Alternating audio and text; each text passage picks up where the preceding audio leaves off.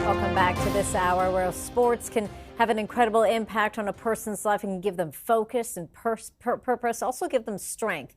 And that's what it's done for Miranda Kamal. She's a survivor of sexual assault when she was a teenager, now a competitive boxer, and she's taking her experience to help others, kids in fact, regain their strength and power through sport. And I'm so happy to have Miranda here on this hour. Miranda, thank you so much for joining me. Thank you so much, Angie, for having me. I so appreciate it. Take us back, if you could, to what happened to you, as a teenager. Yeah. And did you have the support that you needed back then?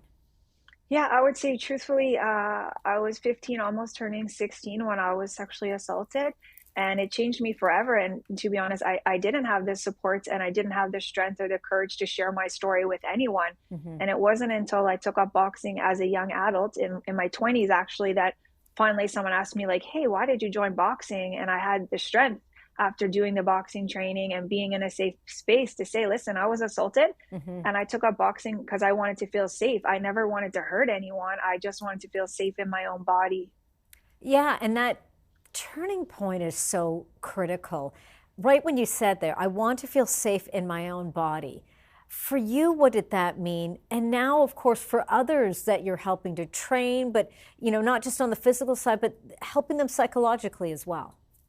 Yeah, I think people just don't understand the trauma that most of us go through in life. And for me, it was a sexual assault.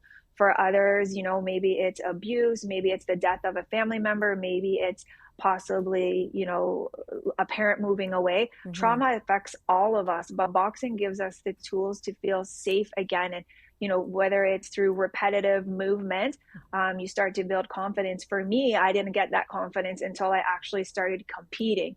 So Mm. for me, that competitive component was very important because I still was like that little girl who doubted myself. Right. But for many people, just being in control of your body, having control of your movements, it helps heal us. And I think, boxing always gets a bad rap, but boxing truly has the potential to help our physical and mental health. I'm glad you brought up the fact that it gets a bad rap because it's sort of seen as a very physical, and I'm going to use the word can be very violent sport. But we're not talking about Absolutely. what we see, necessarily in the ring or the what we see in movies, etc. Talk to me Absolutely. about the organization you then put together, and it's really how that focus is on kids.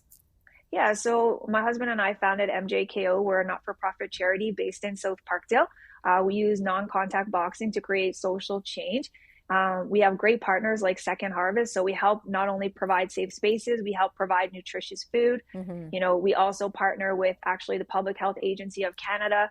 We know that girls specifically after COVID are not involved in sports. And really what we do here in South Parkdale is we create a safe space based on belonging. Right. So boxing is the hook, but really it's more about those interpersonal relationships that I think we were all missing during the pandemic. Yeah, absolutely. And I know you've trained some pretty famous people. I'm going to put it out there. Our Prime Minister. I've got about 20 seconds left. What can you tell us?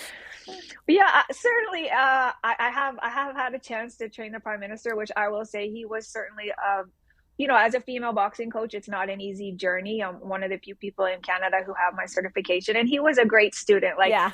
regardless of political viewpoints, he was very kind to me. He's come here a few times, and he was a great student, and he's a good athlete. Listens better than some of my kiddos.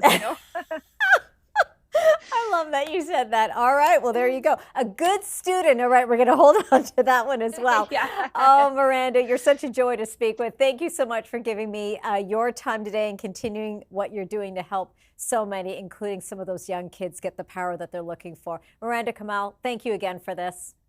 Thank you so much. We so appreciate you, Angie, sharing our story. Absolutely. We'll definitely be staying in touch with you.